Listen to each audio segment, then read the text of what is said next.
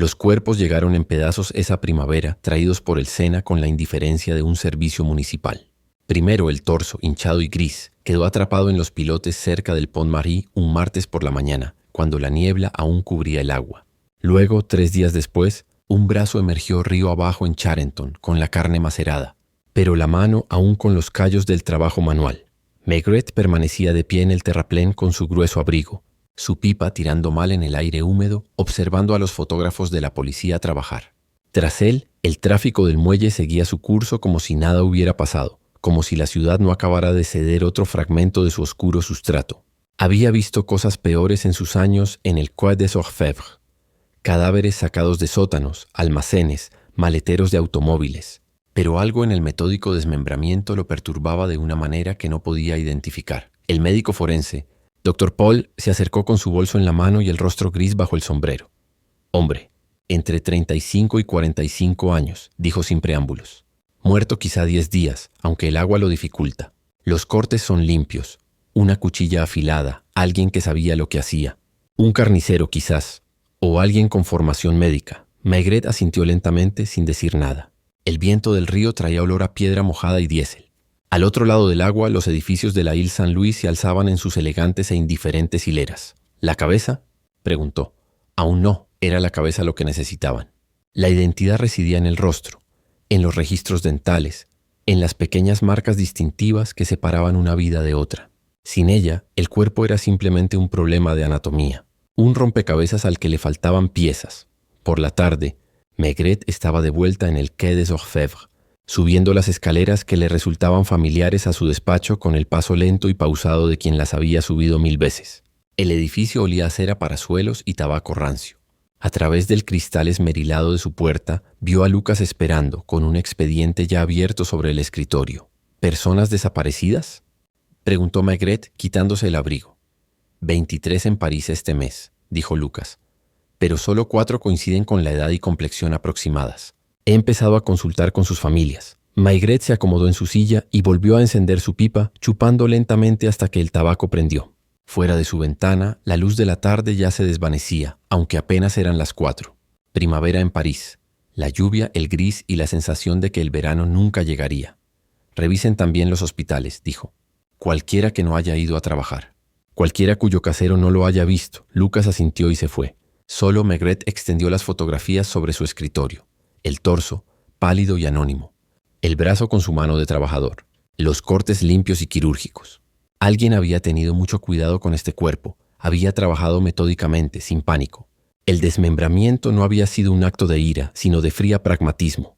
Pensó en Montmartre, donde probablemente el torso se había hundido en el agua. Las calles empinadas y los pasajes estrechos, los estudios de artistas y los hoteles baratos, los cafés donde los hombres bebían vino al mediodía y hablaban en voz baja sobre cosas que la policía jamás oiría. Era un barrio que guardaba sus secretos, que tenía sus propios códigos y silencios. Al anochecer volvió a llover. Una lluvia primaveral constante que oscurecía las calles y hacía que los parisinos se apresuraran bajo sus paraguas.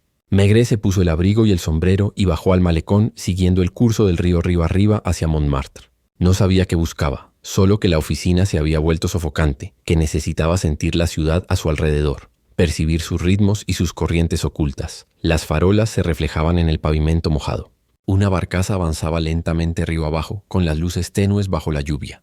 Maigret caminaba con las manos en los bolsillos, la pipa protegida bajo el cuello, y pensaba en el desmembramiento.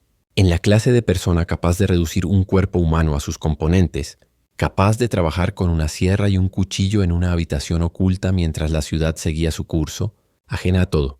No fue un crimen pasional entonces. La pasión fue inmediata, violenta y reflexiva. Esto había sido metódico, planeado. Se trataba de hacer desaparecer a alguien. Cerca de la Place de Clichy, se detuvo en un café conocido, un local de esquina donde el cliente lo reconoció y le sirvió cerveza sin preguntar. El local era cálido y acogedor, lleno de obreros bebiendo su vino vespertino, con el rostro enrojecido por el clima y el alcohol. Maigret se sentó junto a la ventana y observó la calle, el flujo incesante de gente que conformaba la ciudad. Una mujer se rió en la barra, con la voz demasiado alta y estridente. 2 hombres jugaban a las cartas en un rincón, concentrados.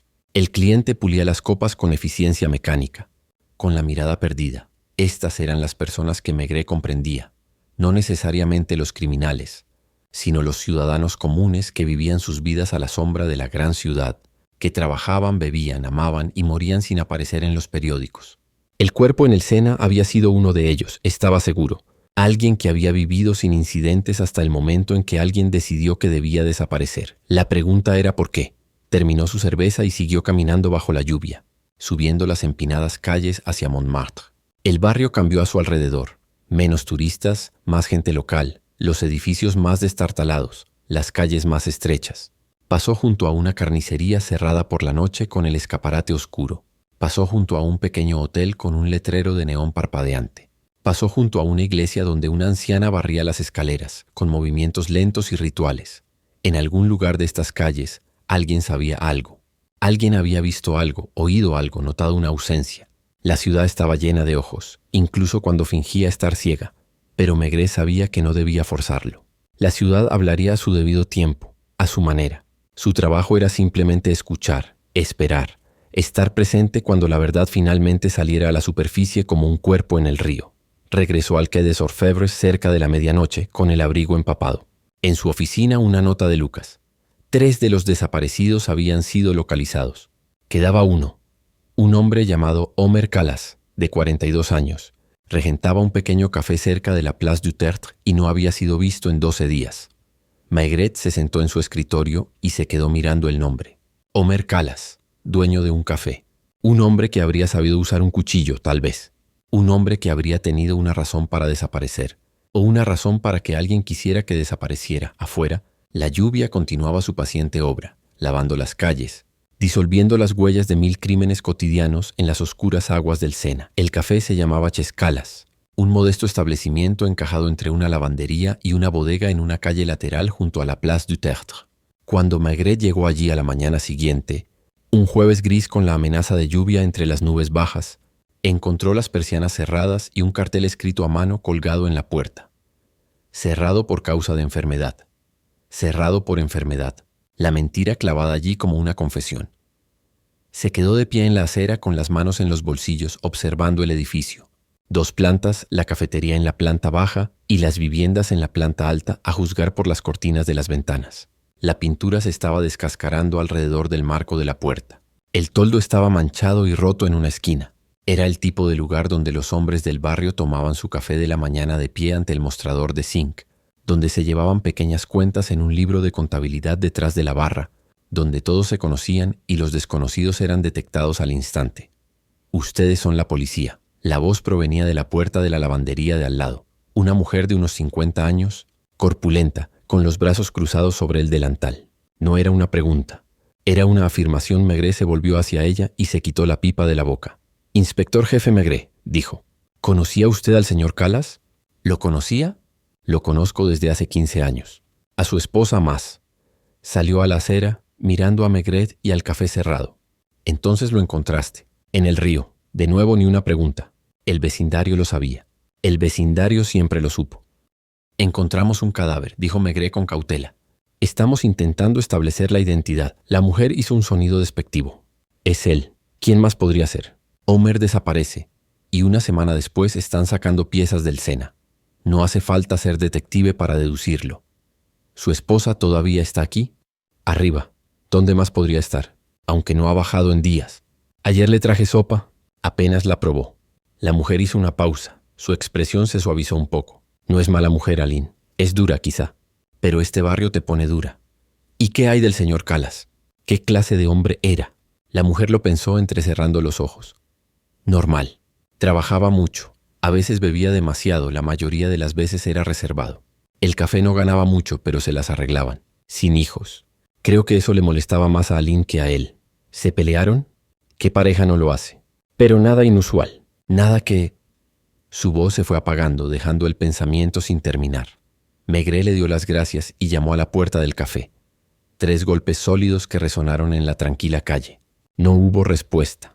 Volvió a llamar. Esta vez más fuerte, y tras un largo rato oyó pasos en la escalera interior, lentos y reticentes. La mujer que abrió la puerta era delgada, casi demacrada, con el cabello oscuro recogido con severidad, dejando al descubierto un rostro que antaño pudo haber sido hermoso, pero que se había desgastado por años de pequeñas decepciones. Miró a Maigret sin sorpresa, como si lo hubiera estado esperando, como si su llegada fuera simplemente el siguiente evento inevitable en una secuencia ya en marcha.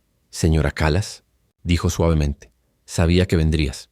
Su voz era monótona, agotada. «Pasa, pues. Todos estarán mirando». El interior del café era oscuro y sombrío, con olor a tabaco rancio y café del día anterior. Las sillas estaban apiladas sobre las mesas, el suelo sin barrer. Detrás de la barra, las botellas se alineaban en hileras polvorientas y una caja registradora estaba abierta y vacía. Tenía la particular tristeza de un negocio parado a mitad de su actividad, como si el tiempo mismo se hubiera congelado en el momento del abandono. Aline Callas lo condujo arriba, a una pequeña sala de estar con muebles viejos pero limpios, donde unas cortinas de encaje filtraban la luz grisácea de la mañana, dejándola aún más atenuada. Señaló una silla y se sentó frente a él, con las manos cruzadas sobre el regazo y la espalda recta. «Es Homer», dijo. «¿Verdad?» El cuerpo que encontraron, Maigret la observó. No había lágrimas. No se veía dolor. Solo una especie de terrible y resignada certeza. «Creemos que sí», dijo. «Necesitaremos que alguien identifique la ropa y los efectos personales. Pero, señora Callas, necesito preguntarle. ¿Cuándo vio a su esposo por última vez?» «Hace 2 semanas, el martes. Salió por la noche. Dijo que iba a encontrarse con alguien. No dijo con quién. No regresó.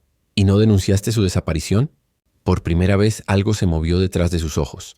Ira, tal vez, o simplemente el cansancio de explicar lo que debería haber sido obvio. «Usted no conoce este barrio, inspector. No denuncia a la policía. No llama la atención. Además, Homer a veces...» Hizo una pausa eligiendo las palabras con cuidado. «A veces se iba 1 día o 2. Había otra mujer, creo. O varias, no pregunté. ¿Qué sentido habría tenido? ¿Pero 2 semanas? Pensé que me había dejado, por fin, después de todos estos años». Su voz era tan directa que casi impactó. «Pensé que había encontrado a alguien más joven, alguien que no le recordara cada día lo insignificante que se había vuelto su vida. Pensé que no lo volvería a ver. Y me preguntaba si me importaba». Maigret volvió a encender su pipa, dándose tiempo para pensar. La habitación estaba en completo silencio. Afuera una carreta traqueteaba sobre los adoquines. «¿Tu marido tenía enemigos?», preguntó. «Todos tienen enemigos, inspector. Todos en este barrio le deben dinero a alguien. O le dijeron algo inapropiado a la persona equivocada, o se acostaron con la esposa de alguien. Pero enemigos ¿qué?». Hizo un gesto vago, incapaz de completar la frase. «¿Su marido estuvo involucrado en algo ilegal?». «¿Qué no es ilegal si te fijas bien? El café servía vino a veces fuera de horario. Comprábamos carne en el mercado negro durante la ocupación. Homer jugaba a las cartas por dinero. Esos no son delitos, inspector. Es simplemente cómo se sobrevive». «Pero algo ocurrió», dijo Maigret con dulzura. «Algo que hizo que alguien quisiera que su marido desapareciera por completo. Que lo deshicieran. Eso no es un delito de supervivencia, señora. Eso es otra cosa». Aline Callas lo miró largo rato y por primera vez vio miedo en sus ojos. No pena, sino miedo. El miedo de alguien que sabe más de lo que dice, que entiende que el conocimiento en sí mismo puede ser peligroso. «No lo sé», dijo finalmente. «No sé en qué andaba involucrado Homer. No me contó nada. Compartíamos cama y negocio, y nada más. Éramos desconocidos y coincidíamos en la misma habitación». Maigret la dejó allí, en aquella sala gris, y bajó al café, donde Lucas lo esperaba con 2 agentes uniformados. Registraron metódicamente el almacén tras la barra, la bodega con sus botelleros y botellas polvorientas, la cocina con su horno industrial y sus mostradores de madera deteriorados. No encontraron nada inusual, ni rastro de violencia, ni escondite de dinero ni drogas, ni indicios de lo que había sucedido para que Homer Callas, dueño de un café, se convirtiera en un cadáver en el río. Pero en el sótano, Maigret notó algo, una zona del suelo recién limpiada, el hormigón más oscuro donde se había derramado agua o donde se había fregado algo. Se arrodilló y pasó la mano por la superficie. Todavía estaba ligeramente húmeda. El olor a lejía se percibía tenuemente en el aire. «Luminol», le dijo a Lucas, quien asintió y tomó nota. Analizarían la sangre, aunque Maigret ya sabía lo que encontrarían. Alguien había asesinado a Homer Callas allí, en su propio sótano, y había intentado limpiarlo después. El desmembramiento habría ocurrido más tarde, en otro lugar, en alguna habitación oculta donde un hombre pudiera trabajar con una sierra y una cuchilla sin ser molestado. Por la tarde, la noticia se había extendido por Montmartre. El cadáver en el Sena era Homer Callas, el dueño del café que había servido el café de la mañana a sus vecinos, que había escuchado sus quejas y sus alardes, que había formado parte del tejido social del barrio durante 15 años. Los periodistas llegaron, por supuesto, atraídos por el aroma de la violencia y el misterio. Fotografiaron el café cerrado, entrevistaron a los vecinos, especularon por escrito sobre redes criminales y conexiones con el Hampa. Maigret leía los periódicos vespertinos en su despacho del Quai des Orfèvres y sentía el familiar peso del fracaso sobre sus hombros, porque sabía, incluso en las primeras etapas de la investigación, que la verdad no sería la que los periódicos imaginaban. La verdad sería más pequeña, más humana, más trágica. La verdad trataría sobre los celos, las deudas o el orgullo herido, sobre las 1000 pequeñas humillaciones que llevan a la gente común a cometer actos extraordinarios. Pero saber esto no facilitó la resolución del caso, solo lo hizo más complejo. La cabeza emergió el sábado por la mañana, atrapada entre la maleza cerca de la Île de la Cité, donde la corriente creó un pequeño remolino. Un pescador la encontró y tuvo la valentía de llamar a la policía antes de que llegaran los turistas. Para cuando Maigret llegó al lugar, los fotógrafos ya habían terminado su trabajo y el doctor Paul supervisaba la retirada de los restos. «Lleva más tiempo en el agua que las otras partes», dijo Paul, quitándose los guantes de goma. «Probablemente le pusieron algo de peso y se desprendió. La cara está muy dañada, pero conseguiremos los registros dentales. Y esto es lo que hay». Levantó una pequeña bolsa de pruebas. Dentro había un pendiente de latón, de esos que usaría un marinero, lo suficientemente distintivo como para identificarlo si alguien recordaba haberlo visto. Maigret tomó la bolsa y la levantó a contraluz. El pendiente estaba deslustrado, pero bien hecho, con una pequeña ancla grabada en la superficie. Pensó en Aline Calas en su sala de estar en penumbra, en cómo había hablado de su marido con tanta resignación. ¿Sabía ella lo del pendiente? ¿Se había dado cuenta de que desapareció con su dueña? De vuelta en el Quai des Orfèvres, el caso empezaba a tomar forma, como ocurre con los casos, como una fotografía que se revela en un baño químico, cuyos contornos emergen lentamente de la borrosidad. Lucas había recopilado una lista de personas que habían sido vistas en Chescalas en los días previos a la desaparición de Omer. La mayoría eran clientes habituales, hombres del barrio cuyas vidas giraban en torno al trabajo, el vino y los pequeños rituales de la sociedad de los cafés. Pero un nombre destacaba: Antoine Duval, un carnicero que alquilaba un local a 2 calles de distancia y al que se le había oído discutir con Calas varias veces en las últimas semanas. ¿Sobre qué?, preguntó Maigret. Dinero, según los testigos. Calas le debía por entregas de carne. Pero también, Lucas dudó. También sobre Madame Calas. Maigret se recostó en su silla mientras el humo de su pipa se elevaba hacia el techo. «Que pase». Antoine Duval llegó esa tarde, un hombre corpulento de unos 30 años con antebrazos gruesos y manos marcadas por las manchas permanentes de su oficio. Se sentó frente a Maigret en la sala de interrogatorios con la cautelosa actitud defensiva de quien sabe que es sospechoso. «Pero no está seguro de qué». «No lo maté», dijo antes de que Maigret pudiera hacer la primera pregunta. «Quería golpearlo, sí. Quería que pagara lo que me debía. ¿Pero matarlo? Cortarlo en pedazos». Hizo un gesto de disgusto. «Eres un carnicero», dijo Maigret con suavidad. «Sabes desmembrar un cuerpo. Sé cómo descuartizar a un cerdo o a una vaca, inspector. Eso no es lo mismo que asesinar a un hombre y arrojarlo al Sena pieza por pieza. Eso es...» buscó la palabra. «Eso es una locura». «Pero tú estabas enojado con él». «Claro que estaba enfadado. Me debía 6.000 francos. 6.000. Y cada vez que se los pedía me ponía excusas. El café no iba bien. Me pagaría la semana siguiente. Su mujer se gastó todo el dinero. Siempre excusas». Duval apretó los puños sobre la mesa. «Pero el verdadero problema era Aline. Señora Calas. Él sabía que yo estaba interesado en ella. Todo el vecindario lo sabía. Y me provocaba con eso. ¿Crees que te querría?», decía. «Hueles a sangre y no tienes nada más que una carnicería en ruinas». Era cruel, inspector. No violento, sino cruel, como lo son los hombres pequeños cuando creen tener algo más que uno. Maigret encendió su pipa y observó al hombre a través del humo. La ira de Duval era genuina, pero también había algo más, una especie de dignidad herida que sonaba auténtica. Este no era un hombre que matara con astucia. Este era un hombre que habría usado los puños si hubiera matado. ¿Dónde estabas el martes por la noche cuando Calas desapareció? En casa. Solo. Cerré la tienda a las 7, volví a casa, cené y me acosté. Sin testigos. Sin coartada. Duval lo miró fijamente a los ojos. Sé lo que parece, pero es la verdad. Maigret lo dejó ir, con instrucciones de no salir de París. No creía que Duval fuera el asesino, pero el hombre estaba relacionado de alguna manera. Con Calas, con Aline, con la red de pequeños resentimientos y deseos que, de alguna manera, lo habían llevado al asesinato. Esa noche, Maigret regresó caminando a Montmartre, tomándose su tiempo, dejando que la ciudad se asentara a su alrededor. Las multitudes del fin de semana habían salido, turistas y estudiantes, artistas que pregonaban sus obras en la Place du Tertre, música de acordeón que se escuchaba desde los cafés. El barrio mostraba su encanto a los visitantes, ocultando las realidades más duras bajo una apariencia de alegría bohemia. Se detuvo en un bar de la Rue Lepic y pidió una cerveza. El cliente, al reconocerlo o quizás simplemente presentir quién era, mantuvo la distancia. Maigret, de pie junto al mostrador de zinc, observaba el local, las parejas bebiendo vino, los hombres solitarios leyendo el periódico.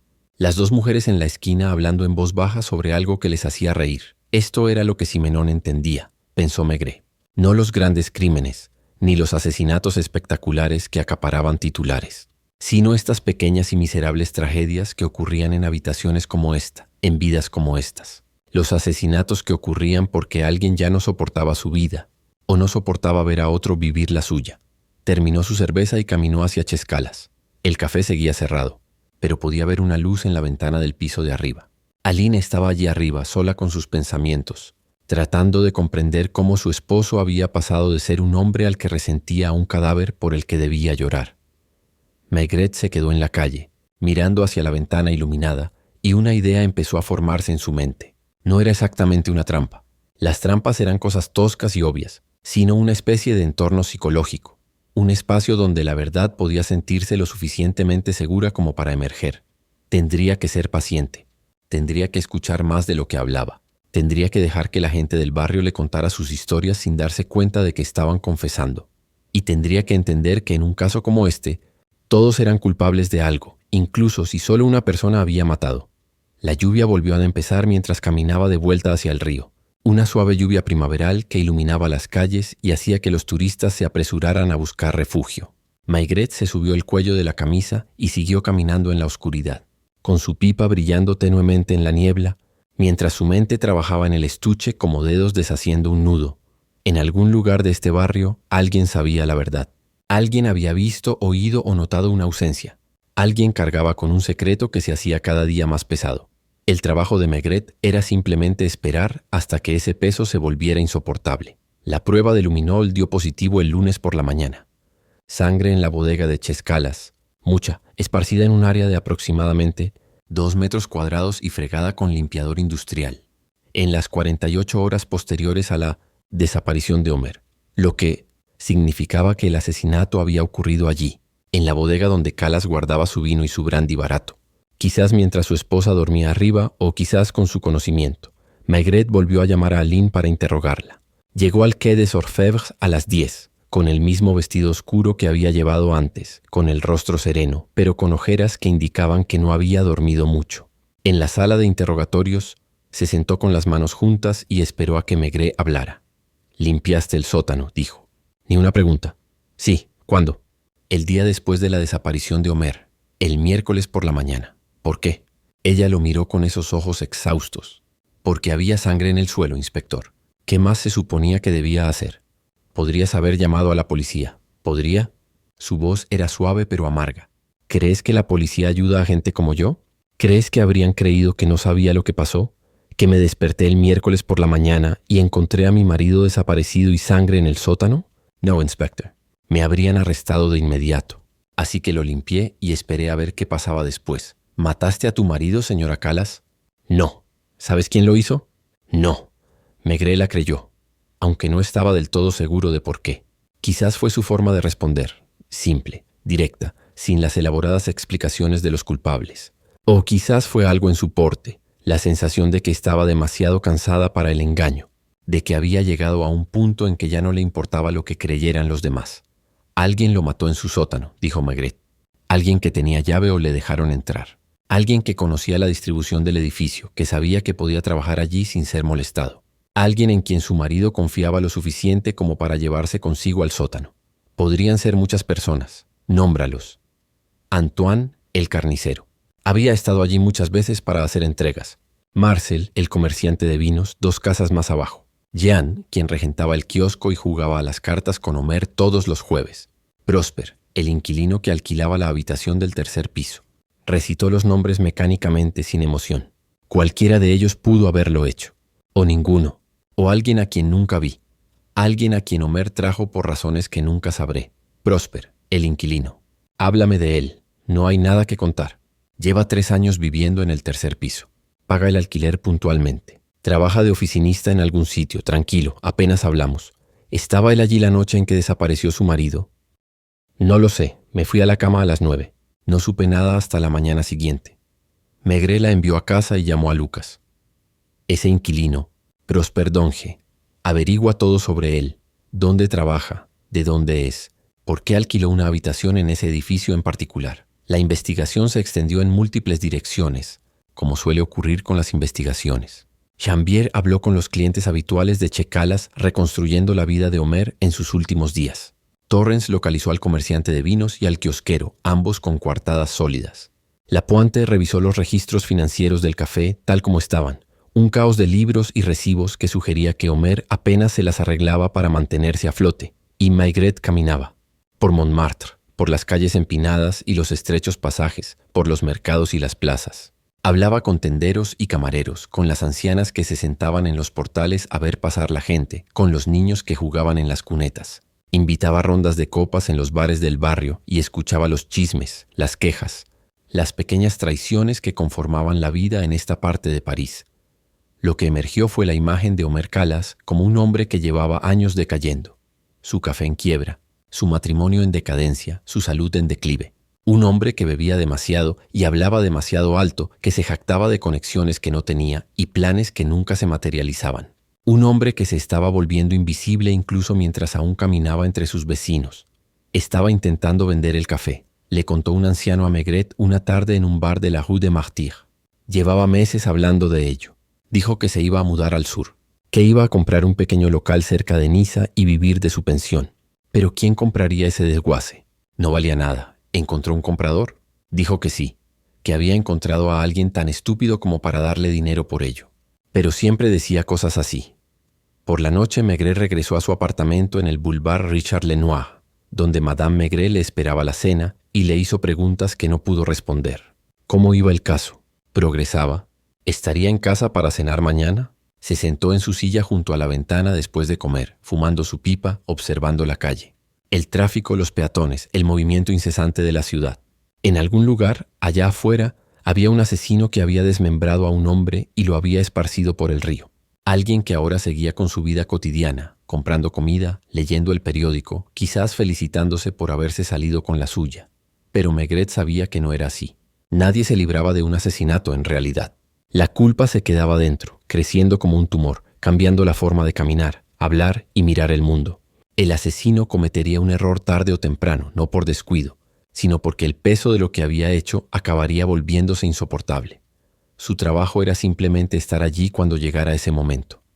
El jueves por la noche, una semana después de que apareciera la cabeza, Lucas presentó el informe sobre Prosper Donge. El inquilino tenía 41 años, nació en Lyon y trabajaba como contable en una compañía de seguros en la Avenida de la Ópera. No tenía antecedentes penales. No tenía deudas, ninguna conexión aparente con Omer Calas más allá de alquilar una habitación en su edificio. Pero había un detalle curioso. Los registros bancarios de Donge mostraban pagos regulares a un tal Dr. Vermeulen, un psiquiatra con un consultorio en el distrito 16, traedlo. Dijo Maigret. Prosper Donge llegó al Quai des Orfèvres el viernes por la mañana. Era un hombre pequeño y pulcro, con el pelo ralo y gafas de montura metálica. Vestía un traje gris cuidadosamente planchado y sus zapatos estaban lustrados. Se sentó frente a Maigret con las manos en las rodillas y esperó, con el rostro inexpresivo. «¿Conocías a Omer Calas?», dijo Maigret. «Alquilé una habitación en su edificio. No éramos amigos, pero lo veía regularmente. Lo vi cuando pagaba el alquiler. A veces nos cruzábamos en las escaleras. No conversábamos. La noche que desapareció, ¿estabas en casa?» «Trabajé hasta tarde. Regresé a mi habitación después de las 11. No oí nada inusual. Estás siendo tratado por un psiquiatra». Por primera vez, algo brilló detrás de los ojos de Donge. No era exactamente miedo, sino una especie de cautelosa actitud defensiva. «Eso no es un delito, inspector». «No, pero es inusual que un hombre sin problemas aparentes busque tratamiento psiquiátrico». «Todos tenemos problemas, inspector», dijo Donge en voz muy baja. «Algunos simplemente decidimos afrontarlos». Maigret lo observó. Había algo contenido en aquel hombre, algo que se mantenía firmemente bajo control, como un resorte demasiado tenso esperando el momento de romperse. ¿De qué le están tratando, señor Donge? Eso es algo entre mi médico y yo. No, si es relevante para una investigación de asesinato. Se quedaron en silencio un buen rato. Afuera sonó un teléfono en algún lugar del edificio. Se oyeron pasos en el pasillo. Tengo dificultades con la ira, dijo Donge finalmente. A veces tengo pensamientos violentos, pensamientos que no deseo tener. El doctor Vermeulen me está ayudando a controlarlos. ¿Pensamientos violentos sobre alguien en particular? Nadie en particular, todos en general. Las manos de Donge se apretaron sobre sus rodillas. Sé cómo suena esto, inspector. Sé lo que está pensando. Pero tener pensamientos y actuar en consecuencia son cosas distintas. Nunca he hecho daño a nadie. Nunca lo haría. Maigret lo dejó ir, pero le dijo que no se fuera de París. Mientras Donge salía, Janvier se apoyó en el marco de la puerta. ¿Qué opinas? Creo, dijo Maigret lentamente, que deberíamos hablar con su psiquiatra. La consulta del doctor Vermeulen se encontraba en un apartamento reformado en la avenida Víctor Hugo, con paneles de madera oscura y cortinas gruesas que atenuaban el ruido de la calle hasta convertirlo en un susurro lejano. El psiquiatra era un hombre de unos 60 años, con una barba bien recortada y una calma mesurada que sugería que había escuchado todas las confesiones humanas y que ninguna le había parecido especialmente impactante. Se sentó detrás de su escritorio y miró a Maigret con cortesía profesional, con las manos juntas bajo la barbilla.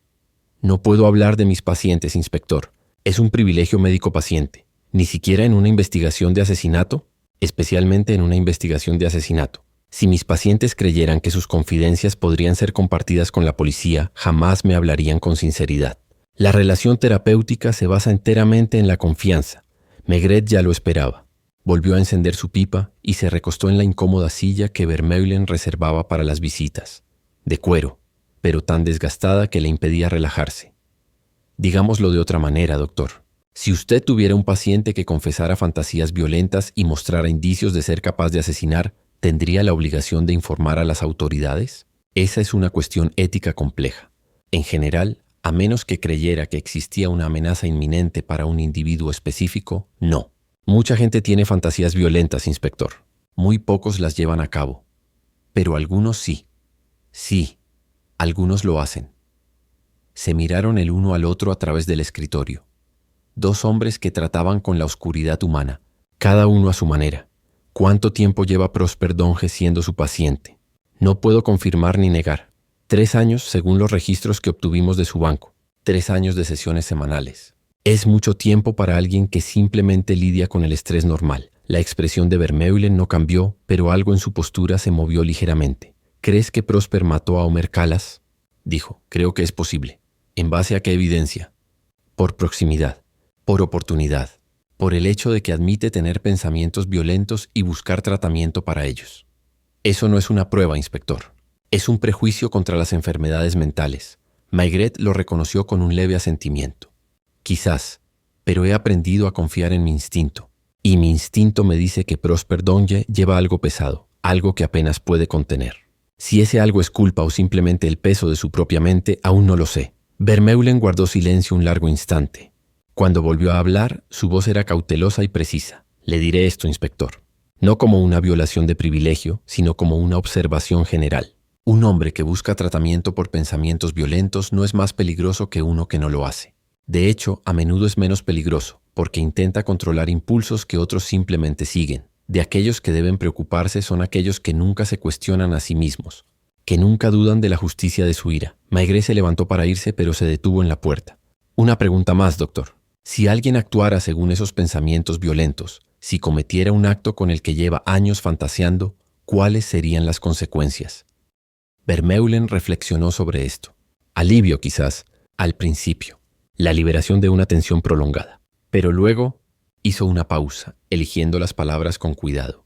Entonces vendría el horror, la comprensión de lo que habían hecho, la imposibilidad de deshacerlo. Algunas personas se desmoronan bajo ese peso, otras se vuelven muy controladas, metódicas, se convencen de que era necesario, justificado. Crean narrativas elaboradas para explicárselo, como desmembrar un cuerpo y arrojarlo al río. Eso sería metódico, sí, pero también disociativo. Una forma de hacer que la víctima sea menos que humana. Reducir a una persona a partes facilita creer que no se ha matado realmente a nadie. Maigret regresó al Quai des Orfèvres entre el tráfico de la tarde, analizando mentalmente las posibilidades.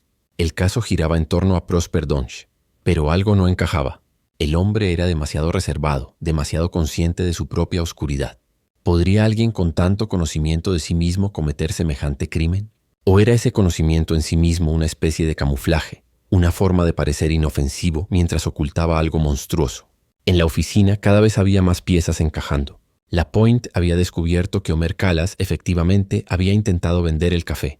Había estado negociando con un comprador marsellés que le había ofrecido 30.000 francos, suficiente para que Omer se retirara al sur, como siempre había dicho. Pero el trato se frustró 2 semanas antes de su desaparición, cuando el comprador descubrió que Calas no era el propietario del edificio, solo lo alquilaba. Estaba desesperado, dijo Lapointe. El contrato de arrendamiento vencía en 3 meses y el propietario quería el doble de la renta. Sin la venta estaba acabado. ¿Quién sabía de esto? Todos los que bebieron en el café, al parecer. Calas no podía callarse nada. Jambier había sido más productivo. Había localizado a una testigo, una mujer que vivía enfrente de Ches Calas y sufría de insomnio. Había visto a alguien salir del café tarde el martes por la noche en que Omer desapareció. Un hombre de estatura media que llevaba algo pesado envuelto en tela. Pudo identificarlo. Lo vio de espaldas, pero dijo que caminaba como si llevara un gran peso, no solo físicamente, sino... Jambier hizo un gesto vago. Dijo que le recordaba a cómo caminaba su esposo después de regresar de la guerra, como si cada paso fuera un esfuerzo. Esa noche Maigret reunió a su equipo en su oficina. Lucas, Jambier, Lapointe, Torrance. Hombres que habían trabajado con él el tiempo suficiente para comprender sus métodos y saber que resolvía los casos no mediante deducciones brillantes, sino mediante la paciente acumulación de detalles humanos. Traeremos a Donge de nuevo mañana, dijo. Pero esta vez lo conservaremos. Quiero ver cómo se comporta bajo presión, cómo duerme, de qué habla cuando cree que nadie lo escucha. ¿Bajo qué cargo?, preguntó Lucas, testigo material.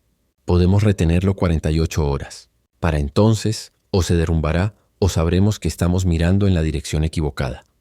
Pero incluso mientras lo decía, Maigret sintió la incertidumbre habitual en todos los casos a estas alturas. ¿Y si se equivocaban? ¿Y si Prosper Donge era simplemente un hombre con problemas que había tenido la desgracia de vivir en el mismo edificio que una víctima de asesinato? ¿Y si el verdadero asesino era alguien a quien ni siquiera habían considerado, alguien que observaba su investigación con diversión, seguro de que se habían salido con la suya? Mandó al equipo a casa y se sentó solo en su oficina mientras la oscuridad caía sobre París. Desde su ventana podía ver el Sena, negro y lento, llevando los secretos de la ciudad hacia el mar. ¿Cuántos cadáveres se había llevado a lo largo de los años? ¿Cuántos asesinatos se habían resuelto y cuántos seguían siendo misterios, huesos que yacían en el lodo del fondo mientras la ciudad seguía su curso indiferente? Su teléfono sonó. Madame Maigret preguntándole si llegaría a casa para la cena. Esta noche no, dijo. Voy a por algo. Comió en una brasserie cerca del Pont Saint-Michel, solo en una mesa de la esquina, observando a la multitud vespertina.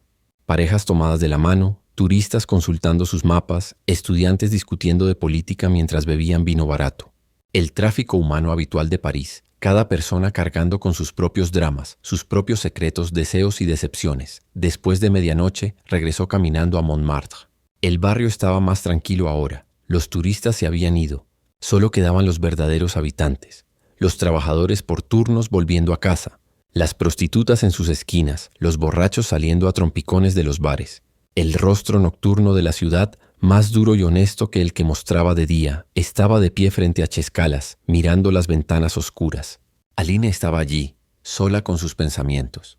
Y 3 pisos más arriba, en su pequeña habitación alquilada, Prosper Donge quizá también estuviera despierto, mirando al techo, preguntándose si la policía lo sabía, si sospechaba, si mañana sería el día en que su vida, cuidadosa y contenida, finalmente se desmoronara. O tal vez dormía plácidamente, soñando sueños inocentes, mientras Maigret estaba en la calle y sospechaba de él por un crimen que no había cometido. Ese era el terrible peso de este trabajo. No saber, no estar seguro, tener que tomar decisiones que podían destruir vidas inocentes basándose únicamente en el instinto y en información incompleta. Maigret caminaba hacia su casa por las calles vacías, con la pipa fría en el bolsillo y la mente dándole vueltas al estuche como un hombre que da vueltas a las piedras, buscando lo que se arrastraba debajo. Trajeron a Prosper Donge a las 8 de la mañana del sábado, justo cuando salía de su habitación para ir a trabajar. Llegó en silencio, sin protestar, con una expresión de resignación en su rostro, como si hubiera estado esperando esto. En la sala de interrogatorios del Quai des Orfèvres estaba sentado en la misma silla de antes, con las manos cruzadas sobre la mesa y su traje gris tan pulcramente planchado como siempre. Maigret se sentó frente a él y Lucas permaneció junto a la puerta sin amenazar, simplemente presente, recordándole que Donge ya no podía irse. «Está detenido como testigo esencial», dijo Maigret. «No está detenido, pero creemos que tiene información relevante sobre el asesinato de Omer Calas, y lo mantendremos aquí hasta que la proporcione. Ya te he dicho todo lo que sé. No creo que eso sea cierto». Se sentaron en silencio. La habitación estaba cálida a pesar de la gris mañana del exterior, y poco a poco Maigret vio como una gota de sudor se formaba en la sien de Donge y descendía lentamente hacia su mandíbula. El hombre no se la secó, simplemente permaneció allí sentado, contenido e inmóvil, como quien ha aprendido hace mucho tiempo a no mostrar incomodidad. «Háblame de tu relación con Omer Calas», dijo Maigret. «No teníamos ninguna relación. Le pagaba el alquiler. Eso era todo, pero lo veías con frecuencia. Lo oías discutir con su esposa. Olías lo que cocinaba para cenar. Conocías sus rutinas, sus hábitos. Cuando vives en el edificio de alguien durante 3 años, aprendes cosas sobre esa persona. Supongo. Entonces dime qué aprendiste». Donge permaneció en silencio durante un largo momento, con la mirada fija en algún punto más allá del hombro de Maigret. «Era un hombre débil», dijo finalmente. «Bebía demasiado, hablaba demasiado alto y trataba mal a su esposa. Era de esos que siempre busca excusas para todo, porque su negocio fracasaba, porque su vida no había sido como él quería, porque todos los demás eran los culpables de sus problemas. No te gustaba. No pensé lo suficiente en él como para que me desagradara. Simplemente estaba ahí como los muebles. Pero sí pensaste en él, ¿verdad? Pensaste en lo fácil que sería para un hombre así desaparecer. En la poca gente que lo extrañaría de verdad. En cómo el mundo podría incluso ser mejor sin él». Las manos de Donge se apretaron ligeramente sobre la mesa. «Está intentando meterme ideas en la cabeza, inspector. Intento comprender tus pensamientos, porque creo que has pasado mucho tiempo pensando en hombres como Omer Calas, en hombres débiles, fracasados, que no merecen lo que tienen. Creo que llevas mucho tiempo enfadado, y esa ira tiene que ir a alguna parte. Veo a un psiquiatra para tratar mi ira. Sí, muy responsable de tu parte, pero la psiquiatría no puede hacer desaparecer la ira, ¿verdad? Solo puede ayudarte a controlarla. Y a veces el control falla. A veces la presión se vuelve demasiado grande. Yo no lo maté». Las palabras eran planas, sin emoción. Maigret estudió el rostro de Donge, su expresión cuidadosamente neutral, la ligera tensión en los ojos, la forma en que mantenía el cuerpo como si fuera a estallar si se relajaba, incluso un poco. «¿Dónde estabas la noche que Omer desapareció?» «Ya te lo dije. Trabajé hasta tarde». «¿Dónde trabajas de nuevo?» «Seguros Lamarck, Avenida de la Ópera». «¿Y tu supervisor confirmará que estuviste allí hasta las 11? Por primera vez Donge dudó. Solo una fracción de segundo, pero Maigret lo captó. Estaba trabajando solo. Me ponía al día con el archivo. El supervisor se había ido a las 6. «Así que no tienes coartada». «No». Hablaron durante otra hora, dando vueltas a las mismas preguntas desde diferentes ángulos. La técnica de Maigret no consistía en acosar ni intimidar, sino simplemente en estar presente, paciente, inagotable. Dejar que el silencio se hiciera más denso entre preguntas. Estar atento a las pequeñas fallas en la compostura de Donge, la forma en que cambiaba su respiración, el ligero temblor en sus dedos, el momento en que apartaba la mirada de Maigret. Al mediodía, le trajeron el almuerzo, un sándwich y café. Donge comió metódicamente, sin aparente hambre, como quien cumple con su deber. Maigret fue a su oficina y encontró a Lucas esperándolo. Chambier consultó con la compañía de seguros. El edificio cierra después de las 7. Se necesita una llave para entrar fuera del horario de oficina y hay una hoja de registro. Donge no estaba allí esa noche. Él mintió o cometió un error. Fue hace semanas. Los hombres como Donge no se equivocan sobre su paradero. Son demasiado cuidadosos. Reanudaron el interrogatorio a las 2. Esta vez Maigret sacó a la luz la mentira. «No estabas en el trabajo esa noche». El rostro de Donge no mostró nada. «Debo haber confundido las fechas». «O mentiste». «¿Dónde estabas realmente?» «No lo recuerdo». «¿No recuerdas dónde estabas la noche en que asesinaron al hombre con el que vivías?» «No presto atención a esas cosas. Un día es igual a otro». «No lo creo. Creo que prestas mucha atención a las cosas». Creo que te fijas en todo. Cada sonido en el edificio, cada discusión, cada persona que entra y sale. Creo que llevas 3 años observando a Omer Calas, estudiándolo, pensando en él. Estás equivocado. ¿De verdad? Entonces explícame por qué alquilaste una habitación en ese edificio. Hay cientos de habitaciones para alquilar en Montmartre. ¿Por qué esa? Era barato. Estaba disponible cuando te mudaste. Hace 3 años, mayo. Y antes de eso, ¿dónde vivías? Distrito 15, cerca de la estación Montparnasse. ¿Por qué te mudaste? Quería un cambio. Maigret se recostó en su silla, observando a Donge a través de una nube de humo de pipa. Había un patrón, lo percibía, una secuencia de eventos que tendría sentido si pudiera verla con claridad. ¿Conocías a Omer Calas antes de mudarte a su edificio? No. ¿Conocías a su esposa? No. Entonces, ¿por qué ese edificio? ¿Por qué esa habitación? Te dije, sé lo que me dijo, pero no lo creo. La gente no toma decisiones al azar, señor Donge. Tienen sus razones aunque no las admitan. Así que le vuelvo a preguntar, ¿por qué eligió vivir en el edificio de Omer Calas? El silencio se prolongó. Afuera, el tráfico del sábado circulaba por el muelle, amortiguado por los gruesos muros. En algún lugar del edificio, un teléfono sonó sin parar. Porque quería entender, dijo finalmente Donge con su voz apenas por encima de un susurro. ¿Entender qué? ¿Cómo era? Vivir una vida normal. Tener una esposa, un negocio y un lugar en el mundo. Le temblaban las manos, apenas un poco. Nunca he tenido esas cosas. Nunca he podido conectar con la gente como lo hacen otros. Los observo e intento comprender, pero es como mirar a través de un cristal. Puedo ver, pero no puedo sentir lo que ellos sienten. Así que estudiaste a Omer Calas. Estudié su vida, sí. Sus rutinas, sus relaciones. Pensé que si podía entender cómo lo hacía, cómo mantenía un matrimonio, dirigía un negocio, tenía amigos, quizá podría hacer lo mismo. ¿Y qué aprendiste? Donge miró directamente a Maigret por primera vez, y en sus ojos había algo terrible. No culpa, sino una especie de honestidad sombría y agotada. Aprendí que estaba fracasando en todo, que su matrimonio estaba muerto, su negocio se estaba hundiendo, sus amigos solo lo toleraban por costumbre. Aprendí que la vida normal no era algo a lo que aspirar, era simplemente otra especie de prisión, y eso te hizo enojar. Me hizo... Donge se esforzó por encontrar la palabra. Decepcionado. Aquí estaba un hombre que tenía todo lo que quería y lo estaba desperdiciando. Lo estaba tirando a la basura.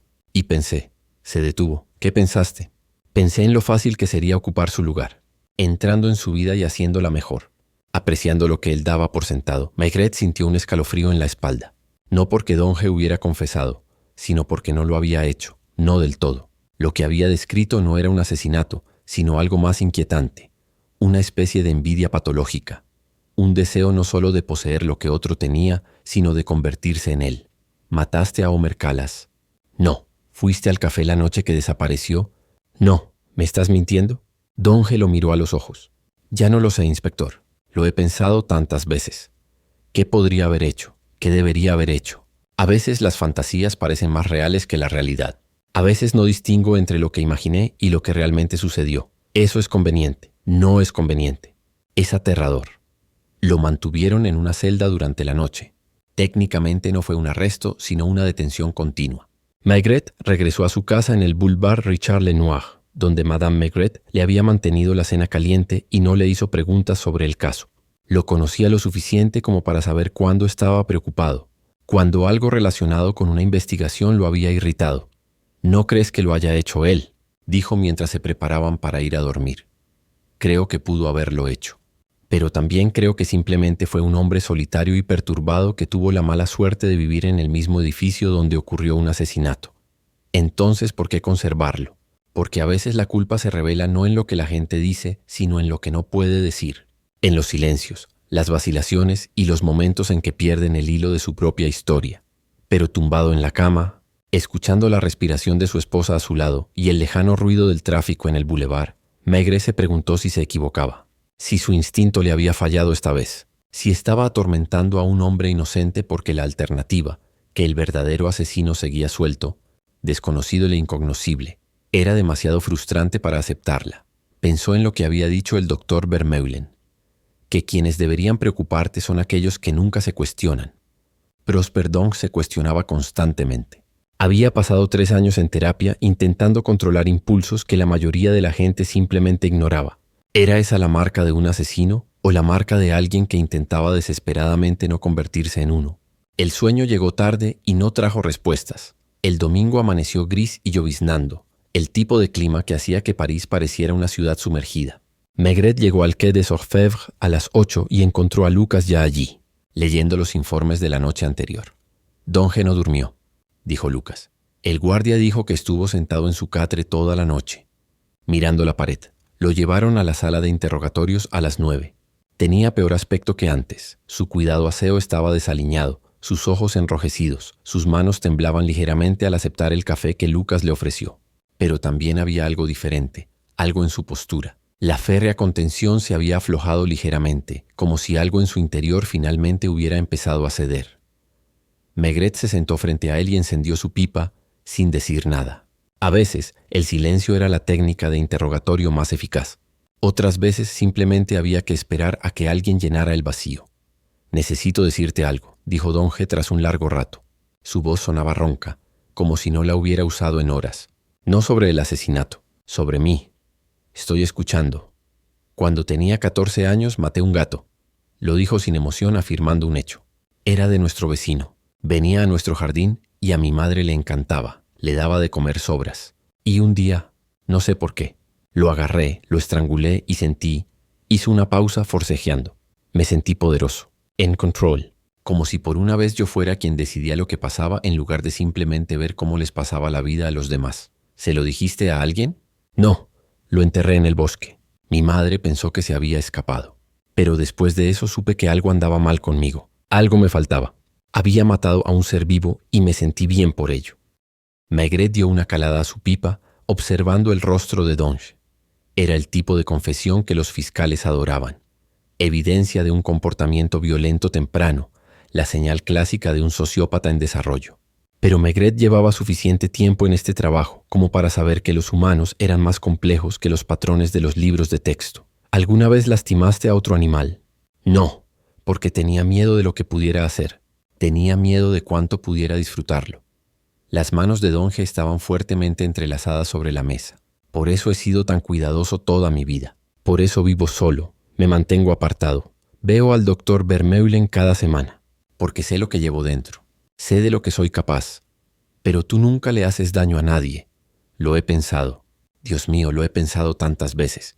Cuando alguien me empuja en el metro, o me habla con rudeza, o simplemente se comporta de una forma que me irrita, me imagino cómo sería hacerles daño, hacerles entender que no pueden tratar a la gente así.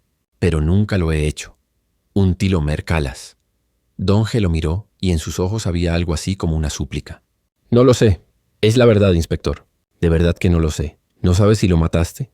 «Sé que suena descabellado, pero me he imaginado matándolo tantas veces, de tantas maneras diferentes. Me he acostado en la cama y he pensado exactamente cómo lo haría, dónde golpearía, qué diría, cómo me desharía del cuerpo. Y ahora que está muerto de verdad, ya no sé si eran fantasías o recuerdos». Maigret se levantó y se acercó a la ventana, contemplando el gris Sena. Esto era inédito en su experiencia. Un sospechoso que no podía decir si había cometido el crimen, que había difuminado tanto la línea entre la imaginación y la acción que la realidad misma se había vuelto incierta. «Intentémoslo de otra manera», dijo, volviéndose hacia Donge. «Dime qué recuerdas de la noche en que Calas desapareció. No lo que crees que pasó o lo que podría haber pasado. Lo que realmente recuerdas». Donge cerró los ojos con el rostro contraído por el esfuerzo. «Recuerdo salir del trabajo sobre las 6, tomar el metro hasta Pigalle, subir a Montmartre. Hacía calor esa noche, lo recuerdo. Había gente sentada fuera de los cafés. Seguir. Recuerdo ir a mi habitación, cambiarme la ropa de trabajo. Y entonces abrió los ojos. Entonces hay un vacío, como fotogramas perdidos en una película. Lo siguiente que recuerdo con claridad es despertarme el miércoles por la mañana en mi propia cama, completamente vestido, con las uñas sucias. Suciedad, tierra. Tierra oscura, como la de un sótano. La habitación estaba en completo silencio. Afuera, una barcaza hizo sonar su sirena en el río. ¿Qué hiciste con tu ropa de esa noche? No me acuerdo. Habían desaparecido. Debí haberlos tirado, pero no recuerdo haberlo hecho. ¿Y no te pareció extraño? ¿Que perdiste varias horas y te despertaste cubierto de tierra? Pensé que había tenido uno de mis episodios. A veces cuando estoy estresado me disocio. Pierdo el tiempo. El doctor Vermeulen dice que es un mecanismo de defensa. Mi mente se protege de emociones abrumadoras. ¿Le contaste sobre este episodio en particular? No, porque para entonces ya había oído que Homer había desaparecido y tenía miedo. Tenía miedo de que si se lo contaba a alguien pensaran, lo mismo que tú. Maigret volvió a sentarse analizando mentalmente las implicaciones. Si Donge decía la verdad, si de verdad no recordaba haber matado a Calas, entonces ¿qué? ¿Podía un hombre cometer un asesinato estando disociado y no recordarlo? Y lo que es más importante, ¿podía un hombre así ser considerado responsable de sus actos? Necesito que lo pienses muy bien, dijo. ¿Querías que Homer Calas muriera? Sí, dijo sin vacilar. Lo quería muerto. Lo quería fuera. Quería que su vida dejara de ser desperdiciada. ¿Planeabas matarlo? Yo no lo creo, no conscientemente. Pero en mis fantasías sí. Lo había planeado de 100 maneras diferentes. Alguno de esos planes implicaba desmembrar el cuerpo. Donge palideció. Sí, eso fue parte de ello. Hacerlo desaparecer por completo. Reducirlo a la nada. ¿Utilizando qué herramientas? Una sierra. Un cuchillo. Lo había investigado. Había leído sobre técnicas de carnicería, sobre anatomía humana. ¿Dónde habrías hecho esto? En el sótano. Tarde en la noche, cuando todos dormían. Lo había pensado todo, inspector. Cada detalle. ¿Dónde pondría las lonas de plástico? ¿Cómo limpiaría después? ¿Cómo transportaría las piezas al río Maigret? Sintió que un profundo cansancio se apoderaba de él. ¿Esto era una confesión o los delirios de una mente perturbada que había mezclado la fantasía con la realidad tan a fondo, que la verdad se perdía en el medio? ¿Mataste a Homer Calas? Donge lo miró con ojos que no contenían nada más que confusión, miedo y una terrible e insondable incertidumbre. Creo que sí, susurró. ¿Quién más lo habría hecho exactamente como lo imaginé? Arrestaron formalmente a Prosper Donge el domingo al mediodía. El cargo era de asesinato, aunque Maigret insistió en una evaluación psiquiátrica antes de iniciar el juicio. El juez de instrucción, un hombre severo llamado Comeliau, poco tolerante con las complejidades psicológicas, quería proceder de inmediato. Pero Maigret se mantuvo firme. No puede decirnos si lo hizo o no, dijo en la oficina de Comeliau esa tarde. Hasta que sepamos si es apto para ser juzgado, hasta que comprendamos su estado mental, procederemos a ciegas. Él confesó. Dijo que creía haberlo hecho él. Eso no es lo mismo que confesar. E incluso si mató a Calas, necesitamos comprender su estado mental en ese momento. ¿Fue premeditado? ¿Fue un episodio disociativo? ¿Puede ser considerado penalmente responsable? Comeliau lo miró con la expresión de quien creía que la psiquiatría era simplemente una excusa para que los criminales evitaran el castigo. Te estás ablandando, Maigret. Cuando yo empezaba, no nos preocupábamos por el estado mental de un asesino. Si mataban a alguien, lo ahorcaban, quizás. Pero seguramente ahorcamos a bastantes locos. Es mejor que dejarlos andar libres. Maigret no discutió. Hacía tiempo que había aprendido que no se podían cambiar las creencias fundamentales de la gente sobre la justicia y el castigo. Solo se podía intentar asegurar que cada caso individual recibiera la atención que merecía. Volvió a ver al doctor Vermeulen esa noche. El psiquiatra lo recibió en su consultorio, donde las pesadas cortinas estaban corridas para protegerse del gris crepúsculo. Me enteré del arresto, dijo Vermeulen. Debo decirle, inspector, que estoy profundamente preocupado por esto. ¿Por qué crees que es inocente? Porque creo que tu investigación podría haber creado un recuerdo falso. Prosper lleva años debatiéndose entre la fantasía y la realidad. Al interrogarlo repetidamente, al sugerir que podría haber matado a Calas, puede que lo hayas convencido de que sus fantasías eran reales, o le permitimos finalmente admitir lo que había hecho. Quizás. Pero ¿cómo podemos saberlo con certeza? Vermeulen se inclinó hacia adelante con expresión concentrada. Este es el peligro en casos como este, inspector. Una vez que se introduce la duda, una vez que se plantea la pregunta, la verdad se vuelve casi imposible de determinar. La mente de Prosper está tan fragmentada, tan insegura de sus propias experiencias, que ya no puede distinguir entre lo que imaginó y lo que hizo. ¿Entonces crees que no lo hizo? Creo que es imposible decirlo. Y eso me preocupa mucho. Maigret caminó de vuelta hacia el río por calles que se habían vuelto oscuras y vacías. La lluvia había parado, pero el pavimento seguía mojado, reflejando las farolas en largas y ondulantes hileras. Pensó en la justicia y la certeza, en los casos donde uno sabía con certeza absoluta y en aquellos en los que solo podía hacer suposiciones y esperar acertar. El problema era que equivocarse sobre un asesinato significaba que el asesino quedaba libre o que un inocente iba a prisión. No había término medio, ningún compromiso aceptable. En el Quai des Orfèvres encontró a Lucas y Jambier todavía trabajando, revisando la evidencia una vez más, buscando algo que pudieran haber pasado por alto. La sangre del sótano era sin duda de Calas, informó Lucas, y encontramos rastros del mismo tipo de sangre en un desagüe de la habitación de Donge.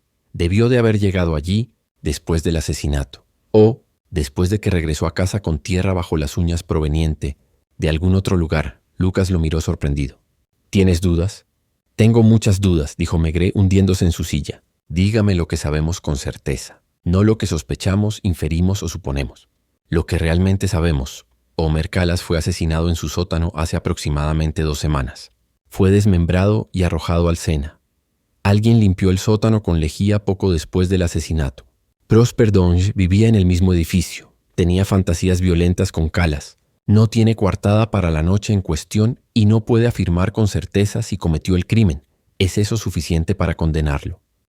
Para Comeliau lo es, pero para ti. Lucas guardó silencio un buen rato. No lo sé. Nunca he tenido un caso en el que no estuviera seguro. Maigret tampoco.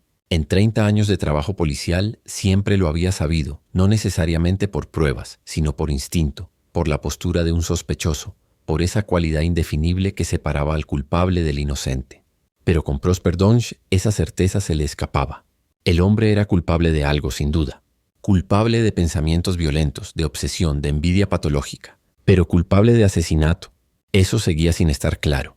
Llegó tarde a casa y permaneció despierto junto a su esposa dormida, mirando al techo y pensando en el caso. En Donge en su celda, quizá también mirando al techo, intentando recordar lo que había hecho. En Aline Calas, finalmente libre de su matrimonio fallido, pero atrapada por su violento final. En el barrio de Montmartre, que había perdido a uno de los suyos y no sabía muy bien cómo procesar esa pérdida, y sobre sí mismo, sobre si había resuelto el caso o simplemente había encontrado a alguien conveniente a quien culpar. El lunes por la mañana ya había tomado la decisión. Fue a ver a Comeliau a su oficina. Recomiendo que continuemos la evaluación psiquiátrica al menos un mes más, dijo, y que reexaminemos todas las pruebas con nuevos ojos. Hay algo en este caso que no me convence. ¿Crees que es inocente? Creo que necesitamos estar seguros de que es culpable. Y ahora mismo no lo soy. Comeliau lo miró con algo parecido a la lástima. Te estás haciendo viejo, Maigret. Empiezas a dudar de ti mismo. Eso es peligroso en nuestra profesión. Quizás. O quizá he aprendido que la certeza a veces es solo arrogancia disfrazada. Salió antes de que Comeliau pudiera responder. De vuelta en su oficina, reunió a su equipo. Empezamos de cero, dijo. Suponiendo que Donge no lo hiciera, ¿quién más tuvo motivos y oportunidades? Pasaron la semana siguiente entrevistando de nuevo a todos los implicados en el caso. Antoine Duval, el carnicero, cuya coartada resultó ser sólida, había estado en casa de su hermana esa noche con múltiples testigos. Marcel, el comerciante de vinos, que había estado en Lyon de compras. Jean, el kiosquero, que había estado hospitalizado por apendicitis. Todas las vías conducían a un callejón sin salida. Todos los sospechosos tenían una coartada. Carecían de la capacidad física necesaria o simplemente no encajaban en el perfil de alguien capaz de cometer un asesinato tan metódico y a sangre fría, lo que los dejó nuevamente donde comenzaron, con Prosper Donge, un hombre que podría o no haber matado a Omer Calas, quien no podía decir con certeza si sus manos habían blandido el cuchillo que desmembró un cuerpo y lo esparció en el río.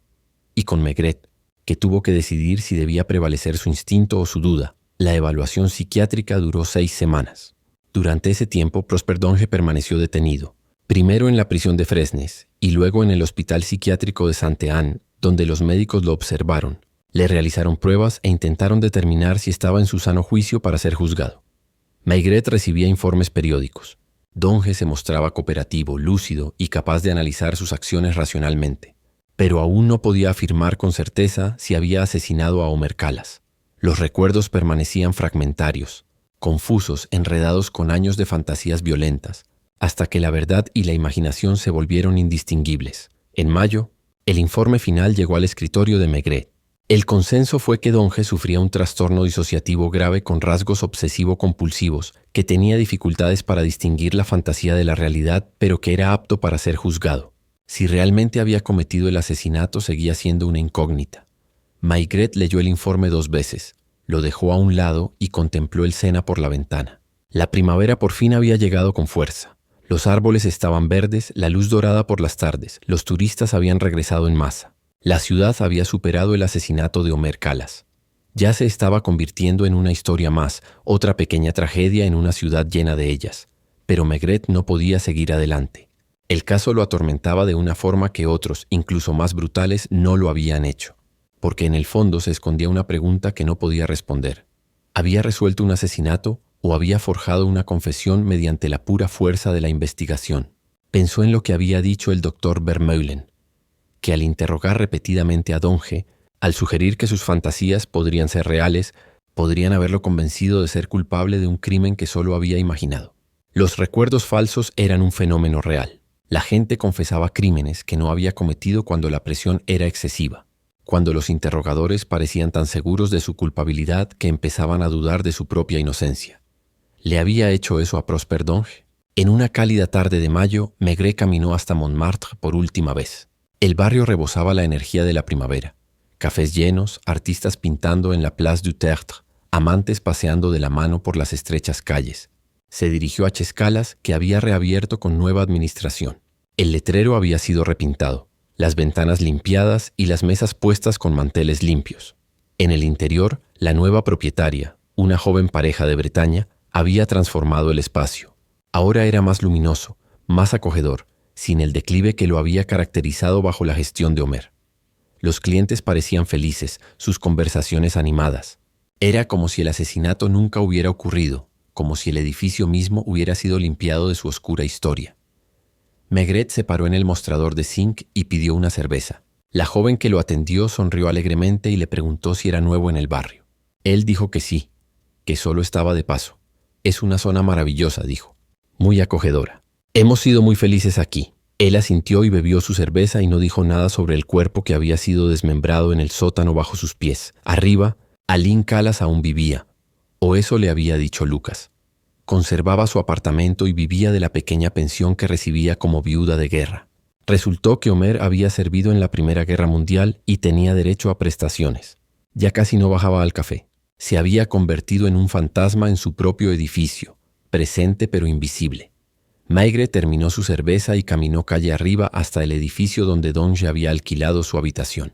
La ventana del tercer piso estaba oscura ahora. La habitación estaba alquilada a otra persona. La vida seguía. La ciudad absorbía sus tragedias y continuaba indiferente, inagotable.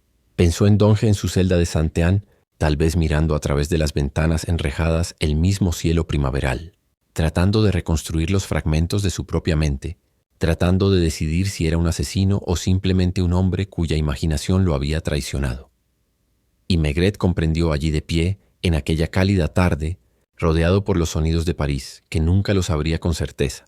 Algunos casos terminaban con claridad, con confesiones que parecían verdaderas y pruebas que encajaban a la perfección. Pero otros terminaban en la ambigüedad, en los espacios grises entre la culpa y la inocencia, donde la psicología humana se volvía demasiado compleja para juicios simples. Caminó de regreso al Quai des Orfèvres por calles que se habían vuelto familiares tras 3 décadas de trabajo policial.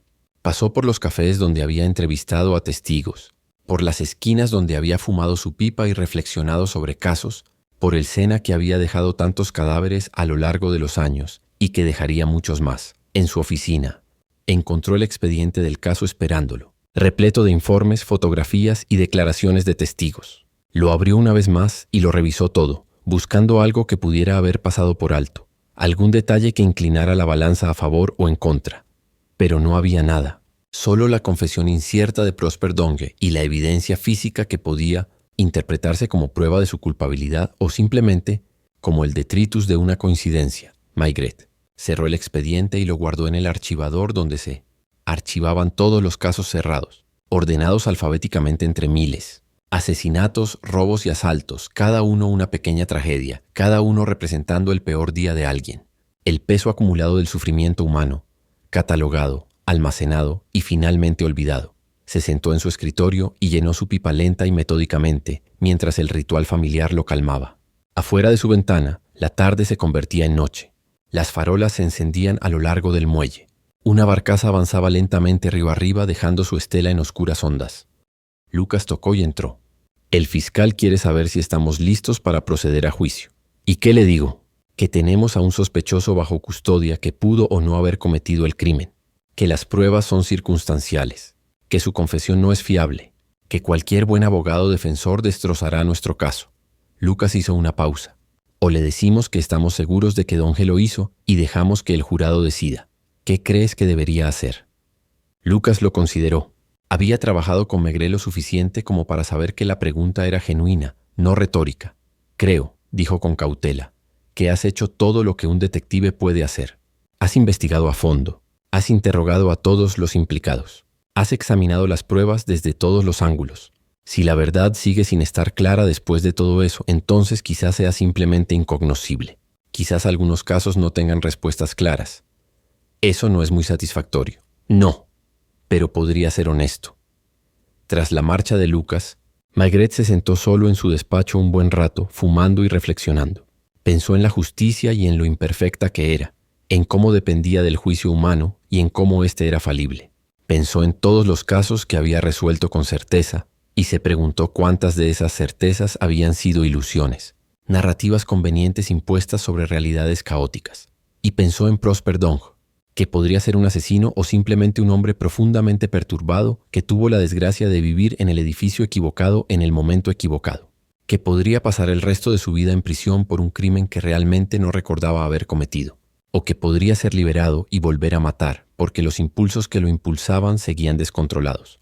No había una buena respuesta. Solo había que elegir entre alternativas imperfectas. A medianoche, Maigret finalmente salió de su oficina y caminó hacia su casa por las calles tranquilas. La ciudad estaba casi dormida ahora. Solo los cafés nocturnos seguían iluminados.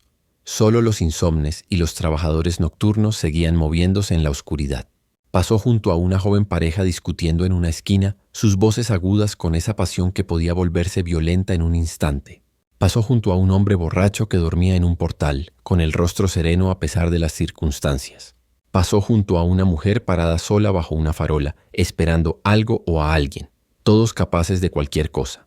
Todos cargaban con su propia oscuridad, su propia capacidad para la violencia, la crueldad o la bondad inesperada. La ciudad estaba llena de asesinos y víctimas potenciales, y la línea que los separaba era más delgada de lo que nadie quería creer. En su apartamento, Madame Maigret ya dormía. Se desvistió en silencio y se metió en la cama a su lado, agradecido por su presencia firme y familiar. Por la mañana le daría su respuesta al fiscal. Le diría que continuara con el juicio o que liberara a Donge por falta de pruebas. De una forma u otra tomaría una decisión, pero esa noche, él simplemente yacía en la oscuridad y escuchaba la respiración de su esposa y pensaba en el peso del juicio, la terrible responsabilidad de decidir el destino de otra persona basándose en información incompleta y un instinto falible. Esta era la carga de su profesión. No la violencia que presenció ni la depravación que encontró, sino esto: saber que era imperfecto, que sus conclusiones eran provisionales, que podía estar equivocado, y que la vida de las personas, a veces su propia existencia, dependía de que él tuviera razón. Finalmente llegó el sueño, trayendo sueños inquietantes de cadáveres en el río, y de un hombre en una celda que no podía recordar si era culpable o inocente. El juicio de Prosper Donge comenzó en octubre, cuando París se había vuelto gris de nuevo y los turistas de verano se habían marchado. La sala no estaba especialmente llena. El caso había perdido su novedad y el público se había centrado en escándalos más recientes. Algunos periodistas se sentaban en las últimas filas tomando notas inconexas. La viuda de la víctima, Aline Calas, asistió el primer día y nunca regresó. Maigret asistió a la vista del proceso con una creciente sensación de inquietud. El fiscal presentó el caso con absoluta certeza. Donge había asesinado a Omer Calas en un ataque de violencia obsesiva. Había desmembrado el cuerpo con el metódico cuidado de quien lo había planeado con minuciosidad y había arrojado los restos al Sena. Las pruebas eran circunstanciales pero contundentes. La sangre en el sótano, los rastros en la habitación de Donge, su falta de coartada, su propia confesión. El abogado defensor, un joven llamado Chabril, quien había llevado el caso pro bono, argumentó que Donge era un enfermo mental que había sido manipulado por una investigación excesivamente entusiasta para hacerle creer que había cometido un crimen que solo había imaginado. Llevó al doctor Vermeulen a declarar sobre trastornos disociativos y recuerdos falsos. Enfatizó que no había evidencia física que vinculara directamente a Donge con el desmembramiento. Ninguna sierra con sus huellas dactilares, ningún cuchillo con la sangre de Calas, ningún testigo que lo hubiera visto cerca del río. El jurado lo escuchó todo con expresiones de creciente confusión. Este no era el tipo de caso claro que esperaban. Era confuso, psicológico y lleno de incertidumbres. Cuando Maigret fue llamado a declarar, respondió a las preguntas del fiscal con franqueza, describiendo la investigación, las pruebas y los interrogatorios. Pero cuando se le preguntó directamente si estaba seguro de que Prosper Donge había asesinado a Omer Calas, hizo una pausa. Creo, dijo con cautela, que las pruebas apuntan a Monsieur Donge como el sospechoso más probable. Pero no puedo afirmar con absoluta certeza que haya cometido este crimen. El fiscal parecía furioso.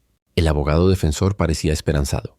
El juez simplemente asintió, como si fuera la primera cosa honesta que alguien hubiera dicho en todo el juicio. Durante el interrogatorio, Maigret admitió que la confesión de Donge no era fiable, que se había investigado y descartado a otros sospechosos, y que el caso seguía incompleto en aspectos importantes. Podía sentir la mirada fulminante de Comeliau desde la galería e imaginar la reprimenda que recibiría más tarde por su falta de certeza. Pero había pasado 30 años aprendiendo a reconocer la verdad, y no fingiría tener una certeza que no sentía simplemente para facilitarle el trabajo al fiscal. El juicio duró 3 semanas. El jurado deliberó durante 2 días.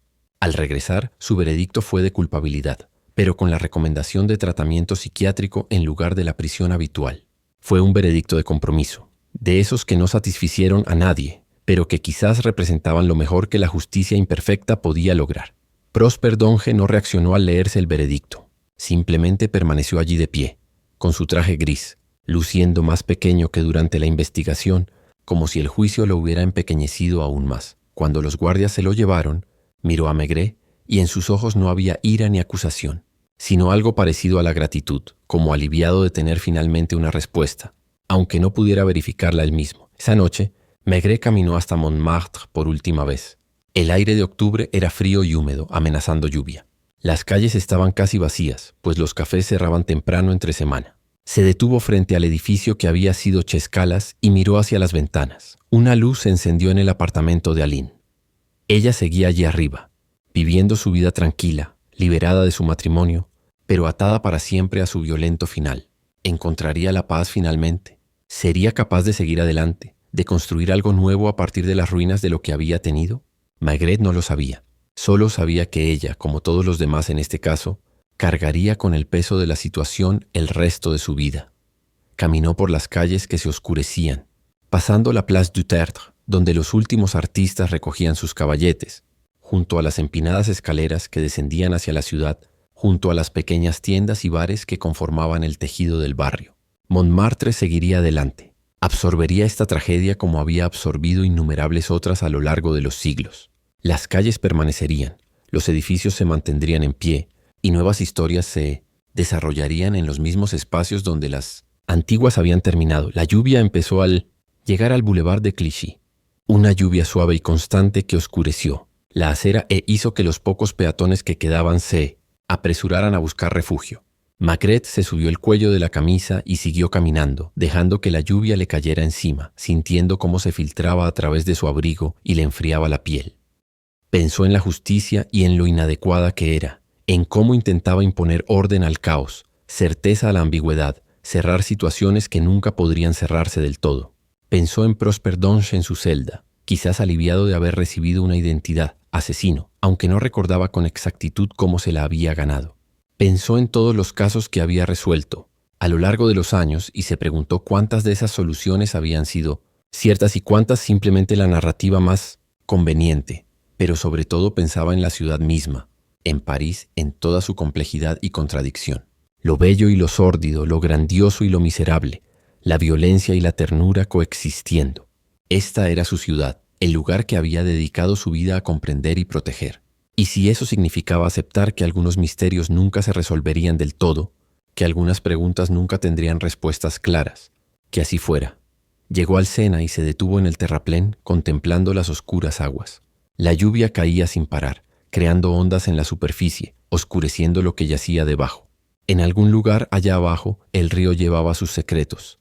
Cadáveres, armas y pruebas de 10.000 crímenes, todo disolviéndose lentamente, arrastrado hacia el mar, absorbido de nuevo por el anonimato fundamental del agua. Una barcaza pasó, sus luces reflejándose en el agua empañada por la lluvia.